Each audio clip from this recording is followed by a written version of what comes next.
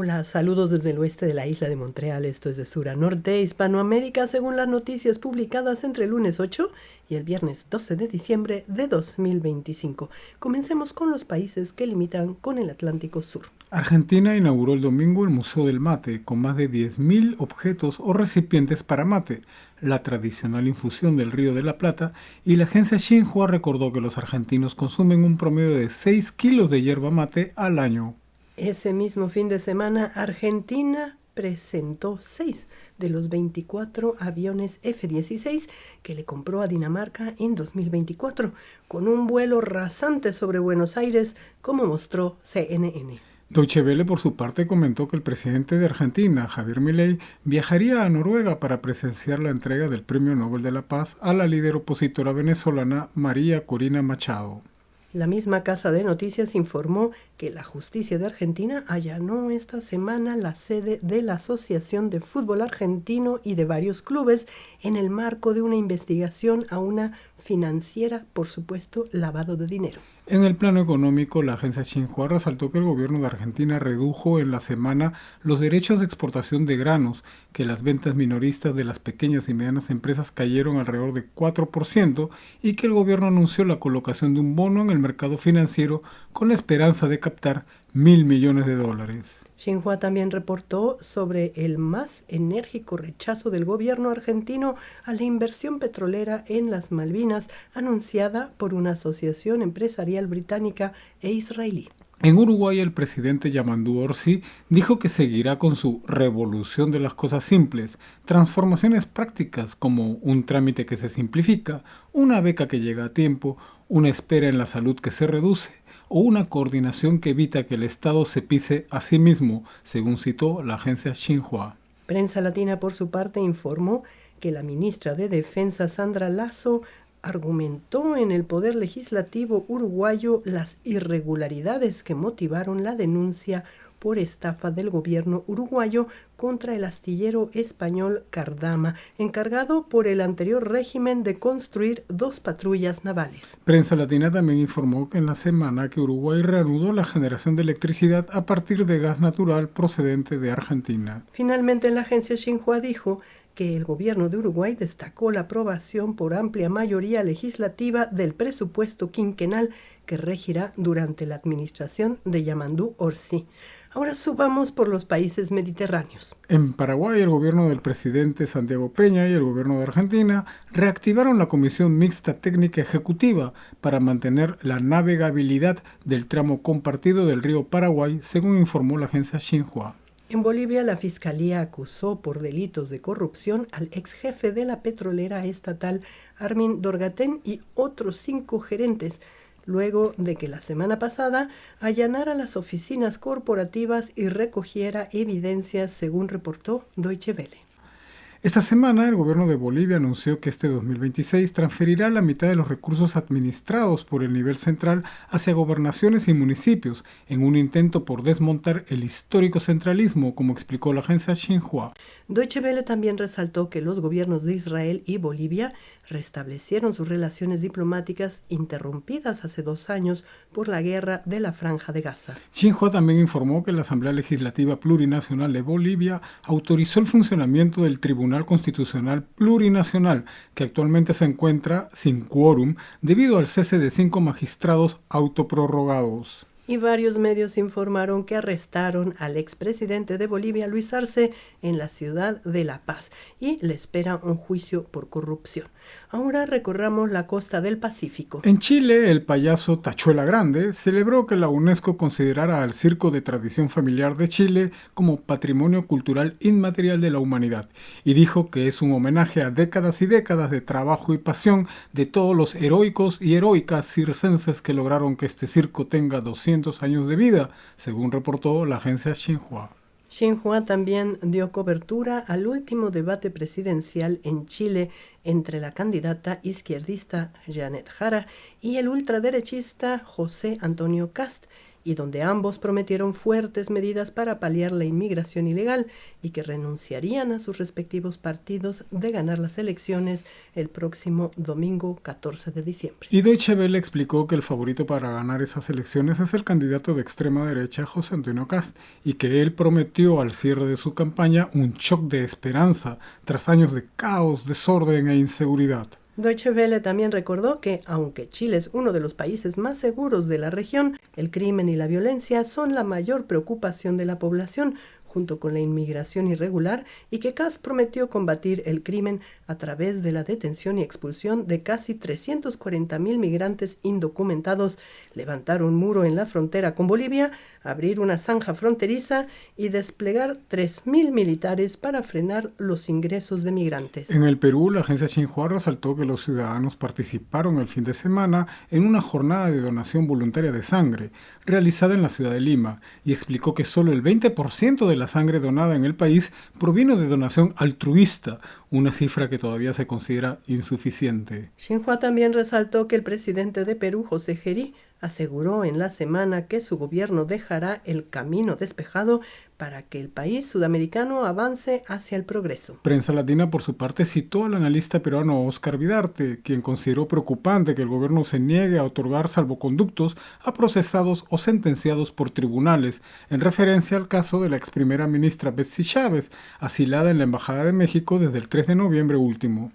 Vidarte recordó que en abril pasado el gobierno peruano otorgó de inmediato y sin objeciones un salvoconducto a la esposa del expresidente Ollanta Humala, Nadine Heredia, para que se asile en Brasil después de que ambos fueron condenados a 15 años de cárcel por presunto lavado de activos. En Ecuador siguen apareciendo reos muertos en la cárcel de Machala, en la provincia del Oro, en el suroeste del país, según informaron CNN, Xinhua y Deutsche Welle. Medios que recordaron que estos centros penitenciarios se encuentran bajo control de las Fuerzas Armadas. CNN, por su parte, abundó sobre los temores de los habitantes de la comunidad rural de Juntas del Pacífico, ubicada en la provincia costera de Santa Elena, en Ecuador, debido a la construcción de una nueva cárcel de máxima seguridad en su territorio. Finalmente, Deutsche Welle informó que el gobierno de Estados Unidos anunció este jueves una recompensa de $5 millones por información que conduzca al arresto de Francisco Bermúdez Cagua,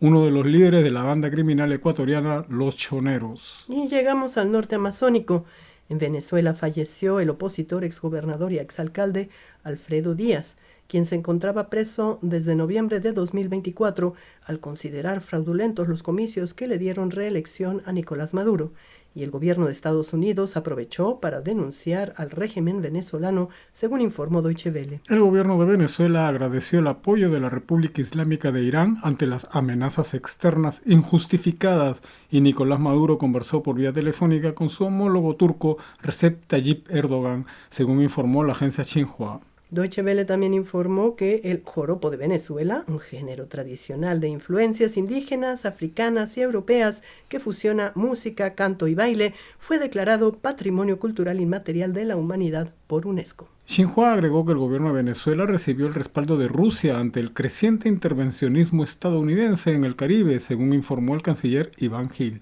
Deutsche Welle también informó que el presidente del Comité Noruego del Premio Nobel, Jørgen Vatne Freidnes, pidió al presidente de Venezuela, Nicolás Maduro, que acepte los resultados electorales de 2024 y renuncie a su cargo. Y la misma casa noticiosa informó que la líder opositora venezolana, María Corina Machado, no iba a llegar a tiempo a la ceremonia de entrega del Premio Nobel de la Paz que se celebró este miércoles. Xinhua, por su parte, informó que una red de intelectuales de Cuba, México y Venezuela criticó la decisión del Comité del Premio Nobel de la Paz de otorgar el reconocimiento a la dirigente opositora venezolana María Corina Machado, y también informó que Venezuela envió un nuevo cargamento de asistencia humanitaria a Cuba. La prensa canadiense difundió un cable de AP para anunciar que el gobierno de Estados Unidos detuvo un buque tanque venezolano y que un senador demócrata dijo que la militarización del Caribe busca un cambio de régimen en Venezuela. Xinhua también informó que 218 venezolanos regresaron a su país desde el estado de Arizona, en Estados Unidos. La agencia Reuters agregó que Rusia y Bielorrusia estarían negociando un potencial asilo para el presidente venezolano Nicolás Maduro. Y la agencia DPA informó que María Corina Machado se reencontró con sus hijos en Noruega, al llegar para recibir su premio de manos de su hija Ana Corina Sosa, y la agencia explicó que ahora la opositora venezolana ha sido declarada fugitiva por el gobierno venezolano. Deutsche Welle también informó sobre las conversaciones entre el presidente ruso Vladimir Putin y Nicolás Maduro, a quien seguirá apoyando ante la creciente presión externa, según dijo el mismo medio. Finalmente, la canciller colombiana Rosa Villavicencio comentó que si Maduro llega a un acuerdo con Estados Unidos, su gobierno podría darle asilo, según informó Deutsche Welle, editora que también anunció las nuevas sanciones impuestas por el gobierno de Donald Trump contra 3 sobrinos de la esposa de Nicolás Maduro, así como a 6 barcos petroleros y compañías navieras vinculados a ellos. En Colombia, una red transnacional que recluta exsoldados para combatir con paramilitares en la guerra civil en Sudán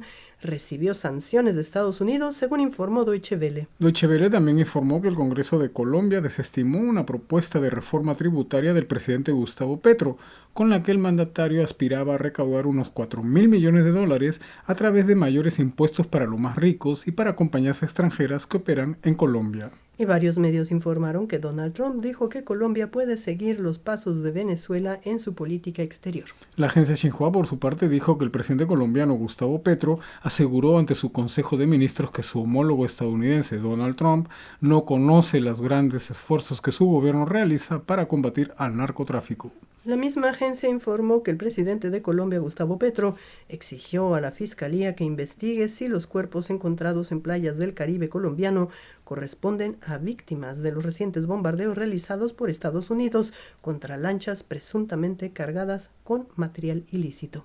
Ahora pasemos por Centroamérica y el Caribe. En Panamá, el presidente José Raúl Mulino viajó a Noruega el domingo como invitado especial de la entrega del premio Nobel a la opositora venezolana María Corina Machado, y Deutsche Welle informó que al mandatario también lo acompañarían Daniel Noboa de Ecuador, Santiago Peña de Paraguay y Javier Milei de Argentina. Deutsche Welle también informó que el gobierno de Panamá anunció la aprobación de un aumento de entre $10 y $15 del salario mínimo mensual a partir del 16 de enero de 2026, luego de un consenso histórico alcanzado por el sector trabajador y empleador. En Cuba, el canciller cubano Bruno Rodríguez dijo que el indulto concedido al expresidente de Honduras, Juan Orlando Hernández, evidencia que la guerra contra el narcotráfico declarada por Estados Unidos es una farsa, según difundió la agencia Xinhua. Deutsche Welle, por su parte, informó que el exministro de Economía de Cuba, Alejandro Gil, fue condenado en primera instancia a cadena perpetua por espionaje y otros delitos económicos. Deutsche Welle también informó que la práctica del son cubano fue reconocido como Patrimonio Cultural Inmaterial de la UNESCO.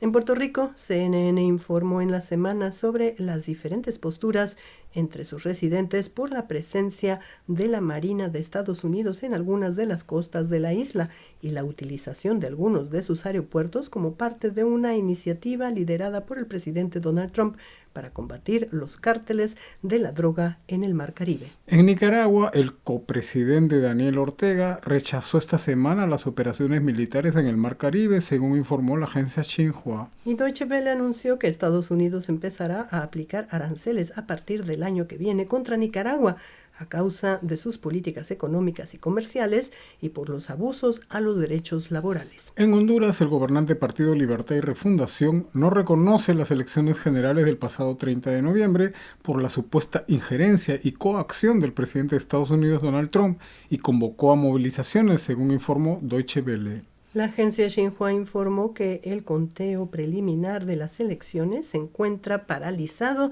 desde el viernes con el 88% de las actas escrutadas y que el candidato Nasri Tito Asfura, respaldado por el presidente estadounidense Donald Trump, mantenía una leve ventaja frente a Salvador Nasrallah. Xinhua también informó sobre el nuevo edificio de la planta de procesamiento de la Escuela Técnica del Sistema de Centros de Innovación Tecnológica y Agrícola de Honduras, modernizado con apoyo de China. CNN y Reuters, por su parte, anunciaron que la consejera presidenta del Consejo Nacional Electoral de Honduras informó el domingo la reanudación del escrutinio de las elecciones del 30 de noviembre, que estaba detenido desde el viernes por fallas técnicas. Deutsche Welle también informó que el gobierno de Donald Trump considera que las elecciones presidenciales en Honduras fueron íntegras y sin evidencia creíble para que sean anuladas. Deutsche Welle y la agencia Xinhua informaron que el fiscal general de Honduras,